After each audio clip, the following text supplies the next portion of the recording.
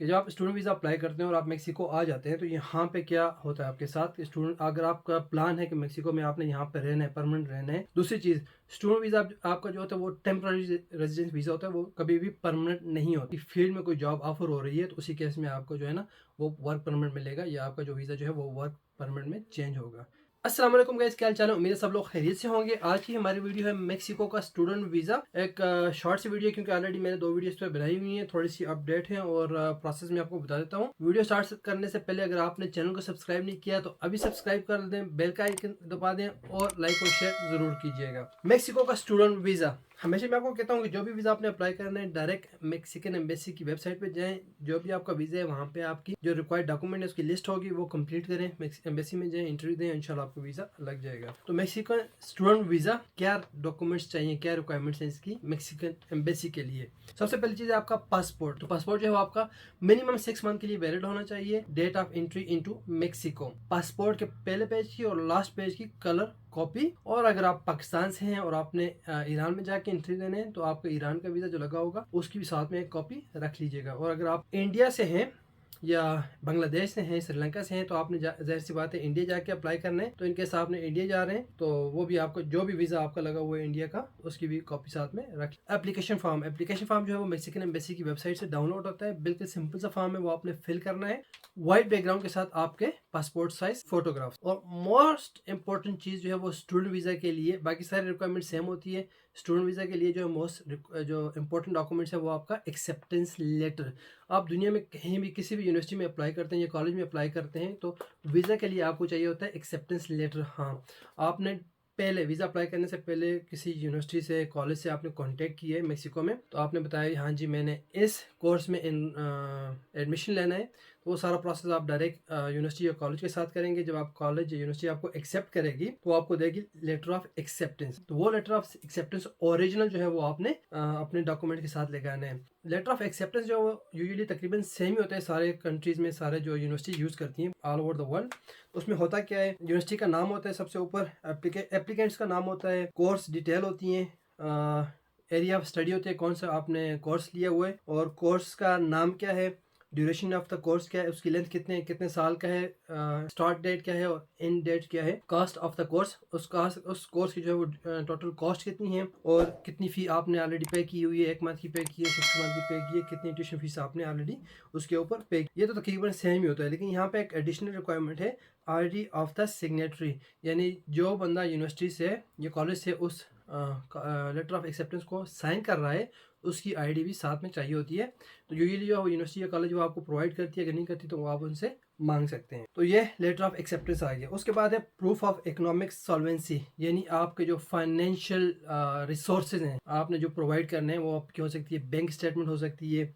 इसके अलावा आपके पास अगर कोई प्रॉपर्टीज वगैरह है उसकी आपके डॉक्यूमेंट्स हो सकते हैं। तो इन केस अगर आपको है, आपका जो है वो सेल्फ फाइनेंस है, ठीक है, यानी आप खुद उसको फाइनेंस कर रहे हैं, अपने कोर्स की ट्यूशन वगैरह खुद पे कर रहे हैं, तो आपकी जो बैंक स्टेटमेंट है। यहाँ पे एक इंपॉर्टेंट चीज़ है, जो मेक्सिको का स्टूडेंट वीज़ा है तो यहाँ पे जो एम्बेसी की रिक्वायरमेंट है वो ये है, अगर आपकी एज जो है वो 25 ईयर से लेस है, ठीक है, 25 साल से अगर आपकी उम्र कम है तो आप अपने पेरेंट्स की बैंक स्टेटमेंट लगा सकते हैं, यानी कि आपके पेरेंट्स जो है आपको फाइनेंशियली स्पॉन्सर कर सकते हैं। उस केस में अगर आप 25 साल से आपकी उम्र कम है और आप अपने पेरेंट्स की बैंक स्टेटमेंट लगा रहे हैं तो लास्ट 6 मंथ की जो है ना पेरेंट्स की बैंक स्टेटमेंट होगी, उसके साथ पेरेंट्स की जो है ना पासपोर्ट की कॉपी होगी। और जो बैंक स्टेटमेंट है वो बैंक से लाजमी जो है वो स्टैम्प और साइन होने चाहिए बैंक। और जो आपका बर्थ सर्टिफिकेट है कि जो आपको प्रूफ करे कि आपके ये पेरेंट्स हैं, जिसमें आपके पेरेंट्स का नाम होगा ज़रूरी और आपका नाम होगा और डेट ऑफ बर्थ वगैरह वो वट वो आपका ट्रांसलेटेड, अगर उर्दू में या हिंदी में तो इंग्लिश में आप ट्रांसलेट कर सकते हैं या स्पेनिश में कर सकते हैं। इंग्लिश में कर लें तो बेहतर है, इंग्लिश में तो वो चल जाता है। और उसको लीगलाइज या अपोस्टाइल ज़रूर कर, जो भी आपके डॉक्यूमेंट्स हैं पर्सनल वो ज़रूर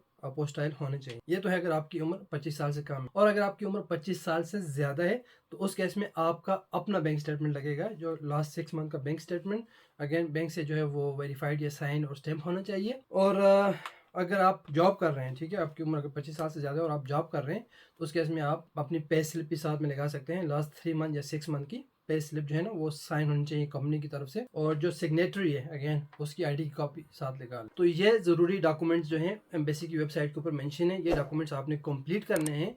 जब आपके पास डॉक्यूमेंट्स कंप्लीट हो जाए तो फिर आपने अपनी अपॉइंटमेंट बुक करनी होती है। तो बाकी सारा प्रोसेस सेम है जो मैंने ऑलरेडी पहले बताए हुए, जो विजिट वीज़ा के हवाले से है या फैमिली वीज़ा के हवाले से मैंने आपको बताया हुआ है कि आपने अपॉइंटमेंट बुक करनी है। अपॉइंटमेंट कैसे बुक करनी है? अपॉइंटमेंट आपने मेक्सिकन एम्बेसी की वेबसाइट के ऊपर जो लिंक दिया हुआ है, पहले उसका नाम मेक्सीटेल था, अभी वहाँ पे लिंक दिया हुआ उसको बोलते हैं सीतास यानी अपॉइंटमेंट्स। तो डायरेक्टली आपने उस लिंक के ऊपर अपॉइंटमेंट बुक करनी है।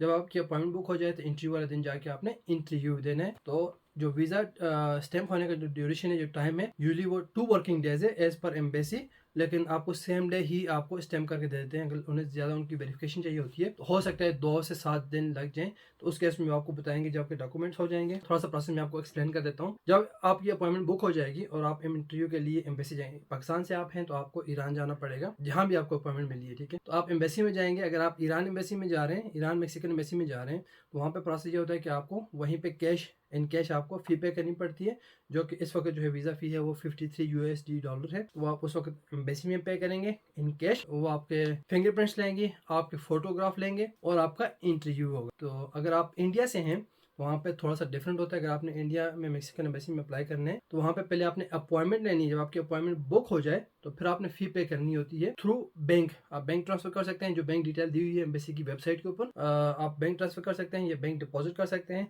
तो वो आपकी जो पेमेंट स्लिप होगी वो आपने साथ इंटरव्यू वाले दिन लेके जानी। तो बाकी प्रोसेस सेम ही होता है। आपको वहाँ पे फिंगरप्रिंट्स होंगे, आपका फ़ोटो लिए जाएंगे और आपका इंटरव्यू लिया जाएगा। तो जो प्रोसेस है अगेन मैं आपको बता देता हूँ, 2 working days as per embassy. Mostly cases में सेम डेज लगा देते हैं। अगर आपको वहाँ पे उनको ज़्यादा वेरिफिकेशन चाहिए होती है तो आप बताते हैं आपको, हाँ जी आप हम आपको फ़ोन करके बताएंगे या ईमेल करके बताएंगे। तो उस केस में वो अगर उन्होंने यहाँ मेक्सिको से यूनिवर्सिटी से या इमिग्रेशन ऑफिस से कोई और डिटेल लेनी होती है तो फिर आपको थोड़ा सा वेटिंग टाइम हो जाता है, 2 से 5 दिन या 1 हफ्ता लग जाता है।